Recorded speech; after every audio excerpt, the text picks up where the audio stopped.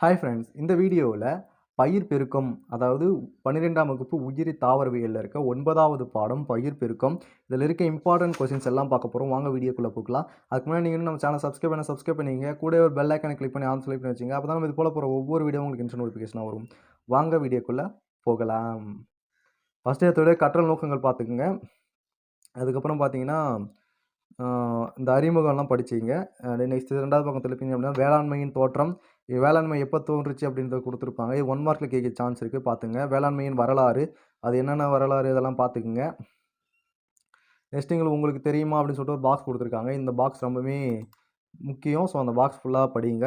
அடுத்து உயிரி உரங்கள். உயிரி உரங்கள்னா என்ன அப்படின்னு சொல்லிட்டு கேட்பாங்க. ஸோ அது வந்து 2 மார்க்ஸ் 3 மார்க்ஸ்ல கேட்கலாம். ஸோ நெறைய டைப் ஆஃப் உயிரி உரங்கள் இருக்கு. நம்ம அதெல்லாம் பார்க்கலாம். அலோசிலா,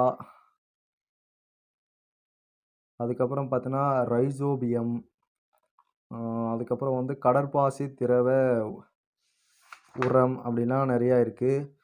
அப்புறம் வந்து உயிர் பூச்சிக்கொல்லிகள், அதுக்கப்புறம் பார்த்தீங்கன்னா உயிர் பூச்சிக்கொல்லிகளுக்கு அப்புறம் தழை உரமிடுதல், இந்த மாதிரி நிறையா இருக்குது. இது எல்லாமே பார்த்துக்குங்க. இதெல்லாம் 3 மார்க்ஸில் கேட்கலாம். அதாவது கடற்பாசி திரவம்னா என்ன? கடற்பாசி திரவம் ஒரு இம்பார்ட்டன்ட் 5 மார்க் கொஷின். இங்கே இருக்குது பாருங்கள், கடற்பாசி திரவ உரம். இது வந்து ஒரு இம்பார்ட்டன்ட் 5 மார்க் கொஷின். ஸோ இதை நீங்கள் பார்த்துக்குங்க. இது இல்லாமல் உங்களுக்கு வந்து மீதி எல்லாமே 3 மார்க்ஸ் அதுமாரி நிறைய கேட்கறதுக்கு நிறைய சான்ஸ் இருக்குது. ஸோ அதெல்லாமே பார்த்துங்க. அடுத்து வந்து பயிர் பெருக்கம். பயிர் பெருக்கம் ஒரு இம்பார்ட்டன்ட் 5 மார்க் கொஷின். இதில் வந்து பயிர் பெருக்கத்தின் குறிக்கோள்கள் இருக்குது பாருங்கள், இதெல்லாம் இம்பார்ட்டன்ட் பார்த்துக்குங்க. பாரம்பரிய பயிர் பெருக்கத்தின் படிநிலைகளும் உங்களுக்கு இம்பார்ட்டன்ட் தான். சரி, அடுத்து வந்து தாவர அறிமுகம். இதில் வந்து முதல் நிலை தாவர அறிமுகம்ல முதல் நிலை, 2ஆம் நிலைன்னு 2 இருக்கும். இது 2மே இம்பார்ட்டன்ட். ஸோ அதை 2மே பார்த்துக்குங்க. அதுக்கப்புறம் தேர்வு செய்தல். ஓகேவா? தேர்வு செய்தலில் வந்து இயற்கை தேர்வு, செயற்கை தேர்வு, கூட்டுத் தேர்வு, இதெல்லாம் 3 மார்க்ஸில் கேட்பாங்க. ஸோ அதெல்லாம் பார்த்துங்க. அதுக்கப்புறம் பார்த்தீங்கன்னா களப்புருத்தம் ஒரு இம்பார்ட்டன்ட் 5 மார்க் கொஷின். ஸோ களப்புருத்தம்னா என்னன்னு ஃபுல்லாக படிச்சுங்க. அது வந்து இம்பார்ட்டண்டான கொஷின் களப்புருத்தம். அதில் வந்து நிறையா இருக்குது. ஆண் மடலாக்கல், பெற்றோரை தேர்ந்தெடுத்தல், அந்த மாதிரி நிறைய இது இருக்குது. ஸோ களப்புருத்தம் வந்து ஒரு இம்பார்ட்டன்ட் 5 மார்க் கொஷின். சடுதி மாற்ற பயிர் பெருக்கம். நெக்ஸ்ட்டு வந்து சடுதி மாற்ற பயிர் பெருக்கம் வந்து உங்களுக்கு இம்பார்ட்டன்ட். ஸோ நிறையா கொஷின் பேப்பர்ஸில் இதை கேட்டிருக்காங்க. பன்மடிய பயிர் பெருக்கம் அடுத்து அதுவுமே இம்பார்ட்டன்ட் தான் உங்களுக்கு. உங்களுக்கு தெரியுமா அப்படின்ற இந்த பாக்ஸும் பார்த்துங்க. பன்மடிய பயிர் பெருக்கமும் உங்களுக்கு இம்பார்ட்டன்ட் கொஷின் தான். ஸோ அதையுமே பார்த்துக்குங்க. நெக்ஸ்ட்டு வந்து பசுமை புரட்சி. பசுமை புரட்சி வந்து ஒரு இம்பார்ட்டன்ட் இது. பசுமை புரட்சி ஏன் வந்துச்சு அப்படின்றதெல்லாம் உங்களுக்கு தெரிஞ்சிருக்கணும். ஸோ அது எல்லாமே பார்த்துக்குங்க. அடுத்து வந்து உங்களுக்கு தெரியுமா இங்கே ஒரு பாக்ஸ் கொடுத்துருக்காங்க. இதையுமே பார்த்துக்குங்க. இதெல்லாம் வந்து இம்பார்ட்டன்ட் கொஷின்ஸ், அதனால் சொல்லிட்டு இருக்கேன். அதுக்கப்புறம் பார்த்தீங்கன்னா அவ்வளோதான், பாடமே முடிய போகுது. நவீன தாவர பயிர் பெருக்க தொழில்நுட்பம் அப்படின்னு சொல்லிட்டு உங்களுக்கு புதுசாக கொடுத்துருக்காங்க. இதையுமே பார்த்துங்க. இதில் அதுக்கப்புறம் வந்து இங்கே ஒரு பாக்ஸ் போட்டு சில டீட்டெயில்ஸ் கொடுத்துருக்காங்க. இதையுமே பார்த்துக்குங்க.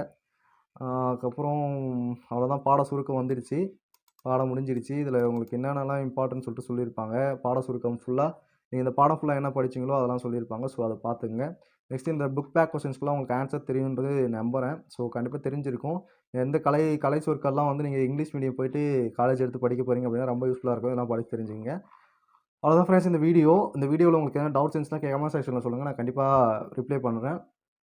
நெக்ஸ்ட்டு வந்து பார்த்தீங்கன்னா உங்கள் ஃப்ரெண்ட்ஸ்க்கு இந்த வீடியோ ஷேர் பண்ணி அவங்களுக்கும் படிக்க ஹெல்ப் பண்ணுங்கள். வேறு என்ன டவுட்ஸ் இருந்தால் கமெண்ட் செக்ஷனில் கேட்டுங்க. நம்ம சேனல் இன்னும் சப்ஸ்கிரைப் பண்ணாமல் பார்த்துட்டீங்கன்னா அதை பண்ணிக்கங்க. அப்போ தான் இது போல் நிறைய இன்ட்ரெஸ்டிங் வீடியோஸும் உங்களால் பார்த்துக்க முடியும்.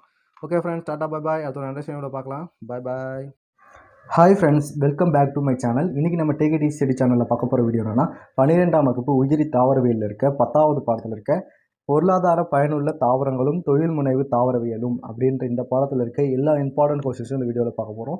வாங்க வீடியோக்குள்ளே போகலாம். அதுக்கு முன்னாடி நீங்கள் நம்ம சேனல் சப்ஸ்கிரைப் பண்ணிங்க, கூட ஒரு பெல் ஐக்கானை கிளிக் பண்ணி ஆன்சர் பண்ணி வச்சுங்க. அப்போ தான் இது போல் அப்புறம் ஒவ்வொரு வீடியோ உங்களுக்கு நோட்டிஃபிகேஷன் வரும். ஸோ வாங்க ஃப்ரெண்ட்ஸ், வீடியோக்குள்ளே போய் எல்லாத்தையும் பார்த்துடலாம். ஃபஸ்ட்டு வந்து கற்றல் நோக்கங்கள் படிச்சிங்க. பாட உள்ளி இதெல்லாம் பார்த்துட்டு இங்கே அறிமுகம் கொடுத்துருக்காங்க பாருங்கள். அறிமுகத்தை படிச்சிங்க. கொஞ்சோண்டு தான் இருக்கும். பட் ஆனால் இது எல்லாமே உங்களுக்கு இந்த பாடம் ஃபுல்லாக புரிகிற அளவுக்கு இது அறிமுகம் தேவைப்படும். ஸோ இதில் வந்து ஃபஸ்ட்டு இது வந்து உணவு தாவரங்கள். உணவு தாவரங்கள் எவ்வளோ இருக்குது, ஏறக்குறைய 10,000க்கும் மேற்பட்ட தாவரங்கள் இருக்குது அப்படின்னு சொல்லி கொடுத்துருக்காங்க. அடுத்து தானியங்கள்லாம் என்ன அப்படின்னு சொல்லிட்டு 2 மார்க் கேட்பாங்க. தானியங்கள் அது பார்த்துங்க. தானியங்கள் பின்வரும் காரணிகளாக உணவு தாவரங்களில் முக்கியத்துவம் பெறுகின்றன அப்படின்ற ஒரு 5 பாயிண்ட் கொடுத்துருக்காங்க. இது ஒரு 3 மார்க் கொஷின். ஸோ இதை பார்த்துங்க. நெக்ஸ்ட்டு வந்து இந்த லாஸ்ட் பேரா கார்போஹைட்ரேட், புரதங்கள், நார்கள் மற்றும் அப்படி இருக்குல்ல, இது வந்து சிறுதானிய பெருதானியங்கள்ல என்னென்னலாம் இருக்குது அப்படின்றத சொல்லியிருப்பாங்க. அடுத்து பெருதானியம் நெல், ஒரைசா சட்டைவா, நெல்லோட தாவரவியல் பெயர் வந்து ஒரைசா சட்டைவா. இது வந்து 1 மார்க்கில் கேட்க நிறைய சான்ஸ் இருக்குது. இதை பார்த்துங்க. நெக்ஸ்ட் வந்து நெல் எங்கே தோன்றுச்சு, எங்கெங்கே விளையுது, அதோட பயன் என்ன, அதெல்லாம் கேட்பாங்க. இது வந்து ஒரு 5 மார்க் கொஸ்டின். அடுத்து இதே போல் வந்து கோதுமையோட வந்து உடைய தாவரவியல் பெயர் படிச்சுங்க. அதுக்கப்புறம் பார்த்தோன்னா கேழ்வரகு இருக்குது. சிறுதானியங்களில் வந்து கேழ்வரகு. அடுத்து வந்து சோளம் இருக்குது. இதுவுமே படிச்சிங்க. இதெல்லாம் வந்து 3 மார்க்ஸு 5 மார்க்ஸில் அடிக்கடி கேட்குற கொஷின்ஸு. நெக்ஸ்ட்டு பார்த்தீங்கன்னா மிக சிறிய தாவரங்களில் வந்து திணையும் வரகு இருக்குது. திணை வரகு ரொம்ப முக்கியமான இது. ஏன்னா இது வந்து வறண்ட நிலை தாவரங்கள். திணை அண்ட் வரகை பொறுத்தவரைக்கும் இதெல்லாம் வறண்ட நிலை தாவரங்கள். அதை அடிக்கடி கேட்பாங்க. அடுத்து பருப்பு வகையில் என்னென்ன பருப்புலாம் இருக்குது அப்படின்னு சொல்லிட்டு கொடுத்துருப்பாங்க. அதில் ஃபஸ்ட்டு உளுந்து கொடுத்துருக்காங்க. எல்லாமே இம்பார்ட்டன் தான். 3 மார்க்ஸில் வந்து உளுந்தை பற்றி கேட்கலாம். இல்லை அடுத்து பார்த்தீங்கன்னா துவரை பற்றி கொடுத்துருக்காங்க. துவரை 2 மார்க்ஸில் கேட்கலாம். இல்லை மொத்தமாக வந்து பருப்பின் வகைகளை விளக்குக அப்படின்னு சொல்லிட்டு நம்ம 5 மார்க்ஸில் கூட கேட்கறது நிறைய சான்ஸ் இருக்குது. ஸோ அதெல்லாம் பார்த்துங்க. அடுத்து பாசி பருப்பு, அப்புறம் வெண்டைக்காய் பற்றி கொடுத்துருக்காங்க. காய்கறிகளில் வந்து வெண்டைக்காய் எல்லாமே நமக்கு தெரிஞ்சதாக தான் இருக்கும். ஸோ அதோட சயின்டிஃபிக்கல் நேம் மட்டும் தெரிஞ்சிச்சுன்னா நமக்கு ரொம்ப ஈஸியாகவே எழுதிடலாம். அடுத்து பழங்களில் வந்து பார்த்திங்கன்னா மா கொடுத்துருக்காங்க. அப்புறம் அதோட பயன் கொடுத்துருக்காங்க பழங்களில். ஸோ இதெல்லாம் இம்பார்ட்டன்ஸ். பாருங்கள் எல்லாமே இம்பார்ட்டன்ட் தான் இருக்கும். ஏன்னா நமக்கு தெரிஞ்ச பொருட்கள் தான் எல்லாமே. அதுக்கப்புறம் பார்த்திங்கன்னா சர்க்கரை கொடுத்துருக்காங்க. கொட்டைகள் இருக்குது. அதுக்கு முன்னாடி கொட்டைகளில் வந்து முந்திரி கொடுத்துருக்காங்க. அடுத்து சர்க்கரையில் கரும்பு கொடுத்துருக்காங்க. அடுத்து வந்து பனை கொடுத்துருக்காங்க. பனைக்கு அப்புறம் எண்ணெய் வித்துக்களில் வந்து வேர்க்கடலை கொடுத்துருக்காங்க. அடுத்து வந்து எள் எண்ணெய், நல்லெண்ணெய் இருக்குல்ல, எள் எண்ணெய் பற்றி கொடுத்துருக்காங்க. அடுத்து வந்து நறுமணப் பொருட்கள் மற்றும் சுவையூட்டிகள். பானங்கள் இருக்குது. பானங்களில் காஃபி, அப்புறம் வந்து நறுமணப் பொருட்கள் மற்றும் சுவையூட்டிகளில் வந்து ஏலக்காய் கொடுத்துருக்காங்க. அதோட பயன்லாம் கொடுத்துருக்காங்க. எல்லாமே பாருங்கள், எல்லாமே இம்பார்ட்டன்ட் தான். இது எல்லாமே நமக்கு ஈஸியாக தெரிஞ்சதாக கூட இருக்கும். ஓகேவா? அடுத்து வந்து கருமிளகு கொடுத்துருக்காங்க, மஞ்சள் கொடுத்துருக்காங்க, மிளகாய் கொடுத்துருக்காங்க. இதெல்லாமே வந்து எல்லாமே இம்பார்ட்டன்ட் தான். நீங்கள் எல்லாமே படித்து தான் ஆகணும். இந்த பாடம் பொறுத்தவரைக்கும் எதுவுமே ஸ்கிப் பண்ணுற மாதிரிலாம் இருக்காது.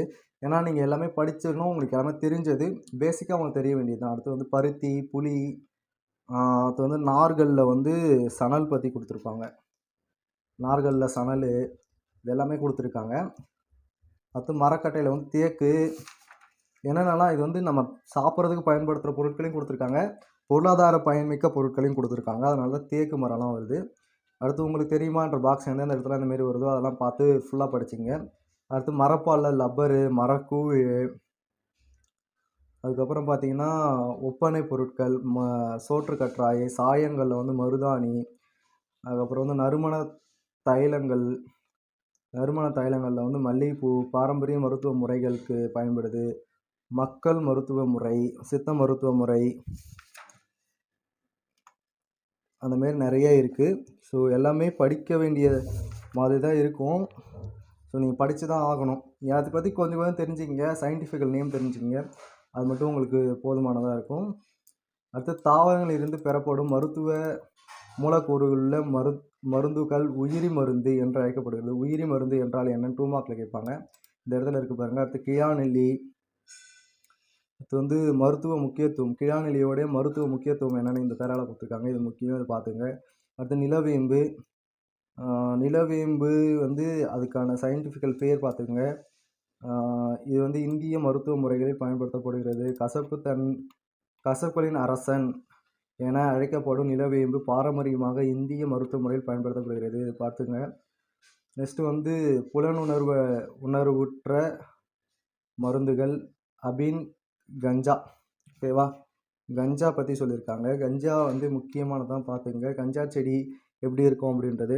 அடுத்து வந்து தொழில்முனைவு தாவரவியல்.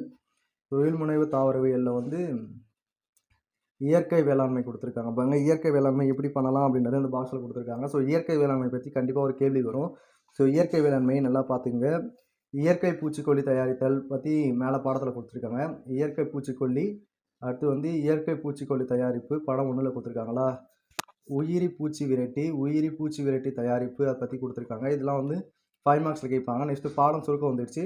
ஸோ பாட சுருக்கத்தில் இந்த பாடம் ஃபுல்லாக என்னென்ன கொடுத்துருக்காங்களோ அதெல்லாம் சுருக்கமாக கொடுத்துருப்பாங்க. எல்லாமே பார்த்துங்க. அதுக்கப்புறம் வந்து புக் பேக் கொஸ்டின்ஸ் இதுக்கெல்லாம் உங்களுக்கு ஆன்சர் தெரியும்னு நினைக்கிறேன். தெரியல அப்படின்னா கமெண்ட் செக்ஷன் சொல்லுங்கள். நம்ம நெக்ஸ்ட் வீடியோஸில் கண்டிப்பாக உங்களுக்கு